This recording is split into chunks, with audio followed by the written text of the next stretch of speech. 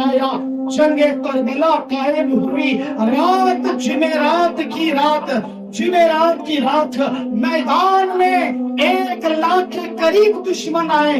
غور سے سننا، 1 لاکھ کے قریب دشمن میدان میں آ گئے. یہاں 150 مسلمان میدان میں آ گئے. دشمن کافر نہیں تھے، دشمن عیسائی نہیں تھے، دشمن یہودی نہیں تھے، وہ مسلمان تھے، مگر اندر کی دشمنی اور حسد نے ان کو کافروں سے آگے بڑھا دیا تھا.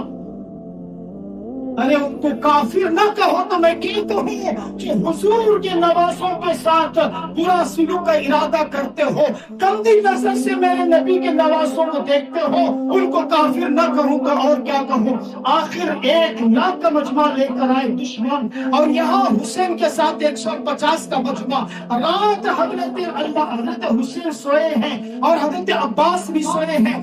سارے 150 کا اپنے ٹھکانے پر اپنے خیمے میں سوئے ہیں، اور رات کا اندھیرا گزر گیا، صبح شادی کا وقت تھا. حضرت عباس بستر سے اٹھے اور جا کر حسین کو جگایا. حسین کھڑے ہو جاؤ، صبح ہو گئی ہے، دشمن میدان میں آ چکے ہیں، ہم کو جلدی سے تیاری کر کے میدان میں اترنا ہے، دشمن للکار رہا ہے، ہمیں میدان میں جانا ہے. جگایا، جیسے حضرت عباس نے جگایا حسین کو، حسین اٹھتے اٹھتے کہا کہ بھیا مجھے کیوں اٹھائے، میں خواب دیکھ رہا تھا، میرے نانا محمد رسول اللہ میرے خواب میں آئے تھے اور مجھے کہہ رہے تھے حسین گھبرانا نہیں، جان قربان کرنا، میرے دین کو سنبھال لینا، حسین سر کٹا دینا مگر سجدے کو نہیں چھوڑنا. آج تیری افطار زمین پر ہوئی ہے، آج تیری زمین پر ہوئی ہے، افطار میرے ساتھ جنت میں ہوگی.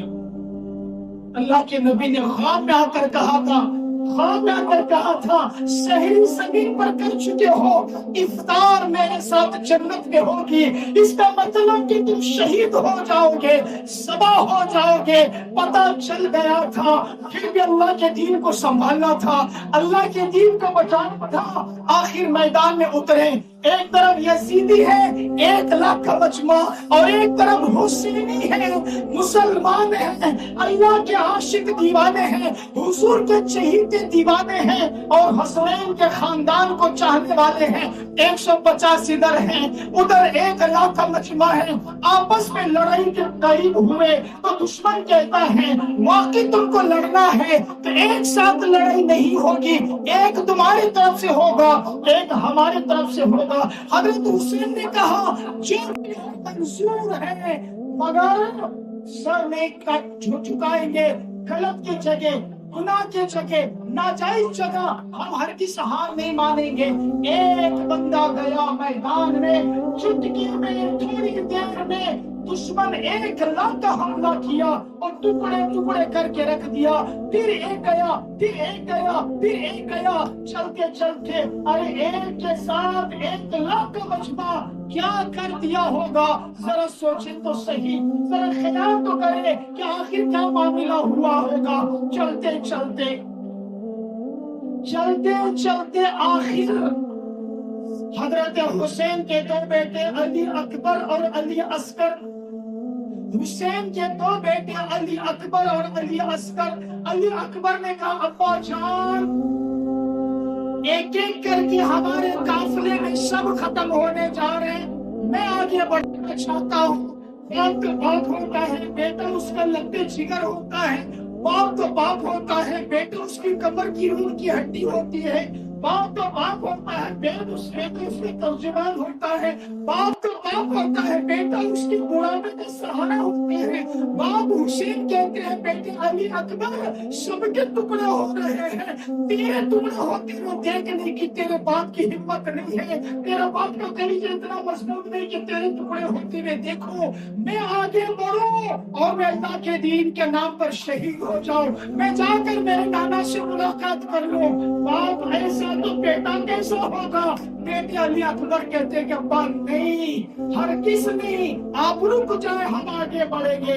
علی اکبر آگے بڑھے، بس خوب جنگ لڑتے رہے، زوروں سے جنگ ہوتی رہی۔ بہادر کے بیٹے بہادر ہوتے ہیں، شیر کے بیٹے شیر ہوتے ہیں، خوب جنگ ہوتی رہی۔ کچھ وقت کے بعد ہزاروں کو لپٹ دیا، ہزاروں کو موت کی گھاٹ اتار دیا، ہزاروں کو موت کا پیالہ پلا دیا۔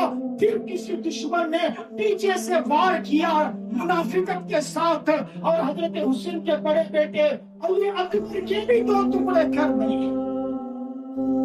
جیسے علی اکبر کے دو ٹکڑے ہوئے، علی اصغر کھڑے تھے، وہ علی اصغر بھی میدان میں اترے، حسین کے چھوٹے بیٹے علی اصغر میدان میں اترے۔ تھوڑی دیر کے بعد جنگ چلتی چلتی آخر ایک وقت میں علی اصغر چھوٹے بیٹے کو بھی ٹکڑے کر دیا، اور دشمنوں نے لا کر حسین کے پاس پھینک دیا کہ لو تیرے لال کے ٹکڑوں کا حال دیکھ لینا۔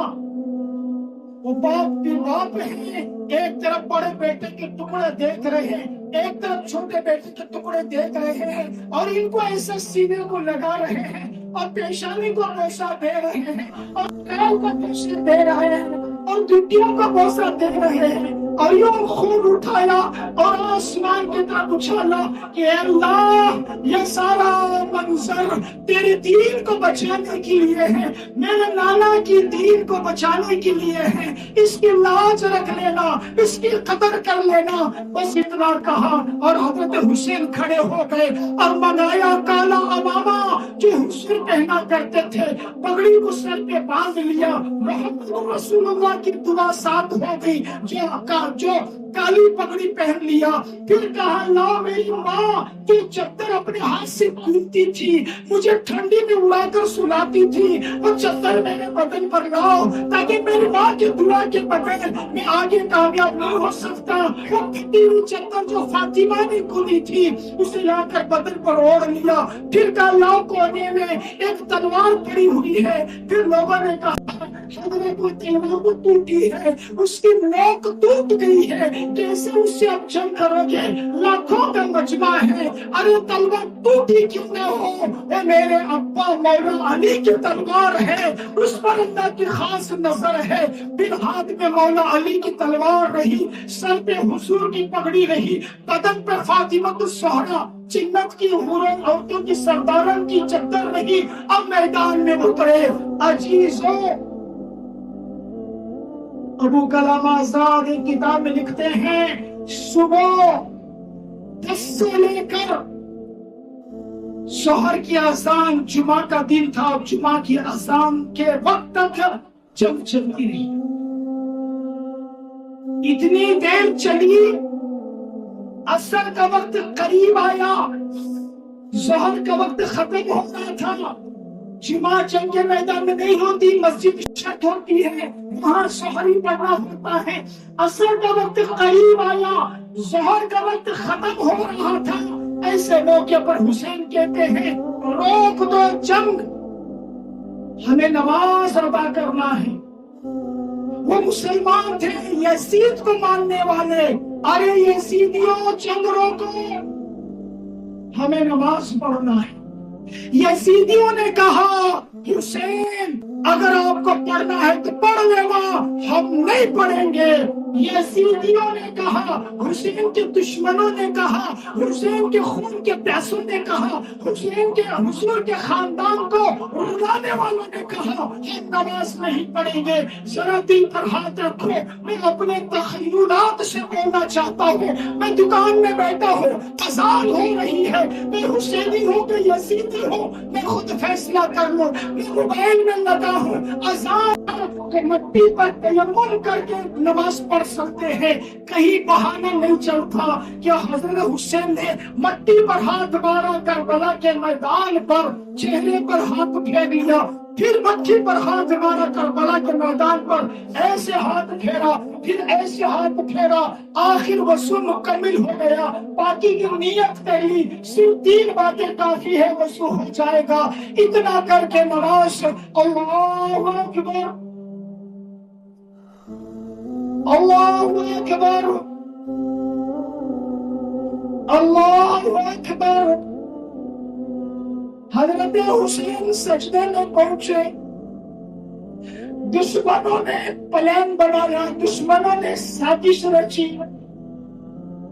یہ شیر کا بیٹا شیر ہے، اسے کسی حال میں ہرا نہیں سکتے، اس کی نانا کی دعا اس کے ساتھ ہے، محمد رسول اللہ کی اس کو کوئی گرا نہیں سکتے، اس کی ماں کی چادر اس کے بدن پر ہے، جب ماں کی دعا ہے تو کسی لال کو کوئی گرا نہیں سکتا،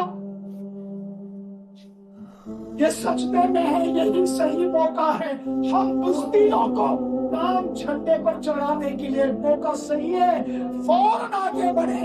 حضرت حسین سجدے میں تھے،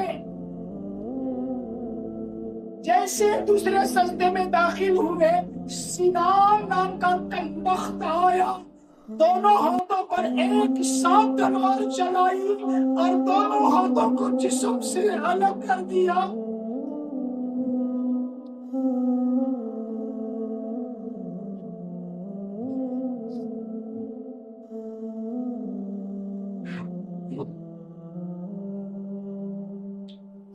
دشمنوں نے دونوں ہاتھوں کو الگ کر دیا، تو پھر ایک دشمن آیا، اس نے سوچا تو ہاتھ کٹے ہیں کہ حسین کھڑا ہو، تب بھی ہماری اتنا ڈر تھا، اتنا خوف تھا، حسین کے بدن میں علی کا خون تھا، آخر دشمن آگے بڑھا اور سر پر وار کر کے سر کو الگ کر دیا،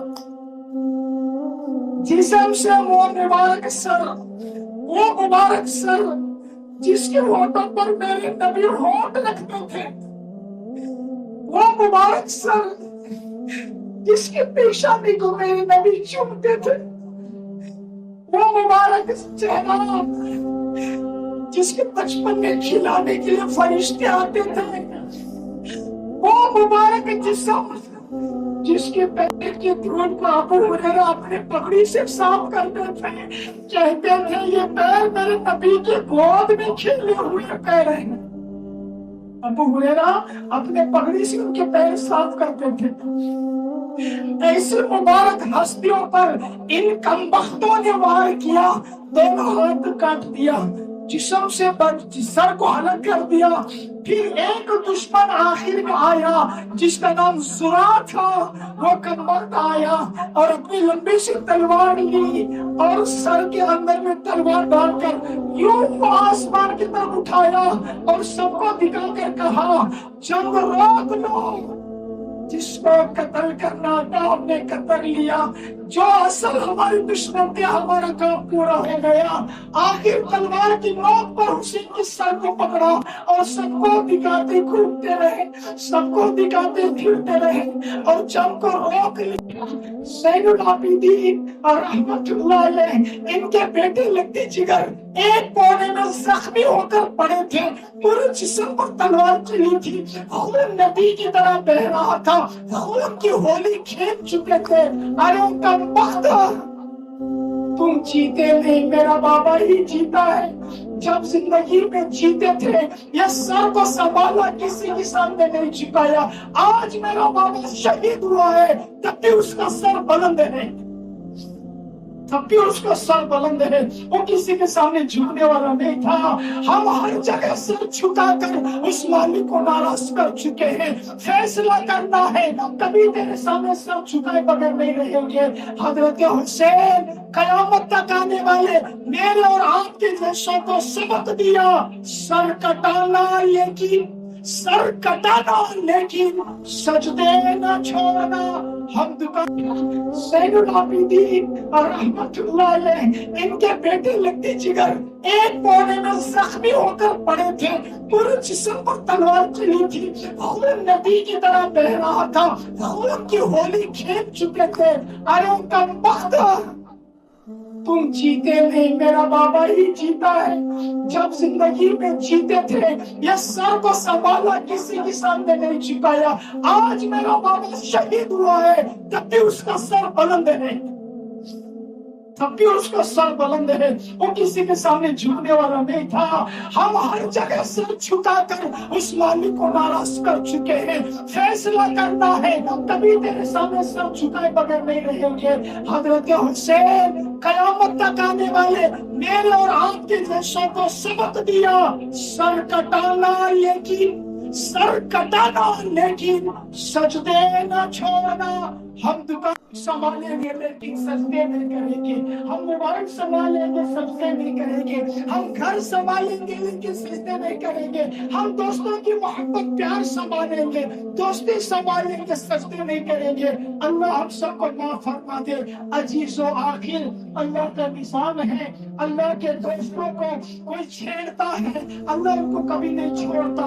بس اتنا بول کے بات ختم کر دوں، جو سب سے پہلا وار کیا تھا سنان، اللہ نے اس کے بدن میں ایک ایسی بیماری ڈال دیا جو پوری بدن کو کھجانے کی تکلیف شروع ہوئی، اور بدن کھجاتا تھا اور خود کھجاتا تھا، اور کھجاتے وہ تکلیف برداشت نہیں ہوتی تو پاخانے میں جاتا، وہ گندگی میں تھا اور اس زخم پر لگایا کرتا۔ اس کے خاندان والے خود اس سے دور ہو گئے، اس حال میں اس کی موت آئی۔ یہ اللہ کی طرف سے سزا تھی، اس کے جاننے والے، اس کے دیوانے، اس کے عاشقوں کے ساتھ یہ معاملہ کیا تھا، وہ اس طرح اس کی موت آئی۔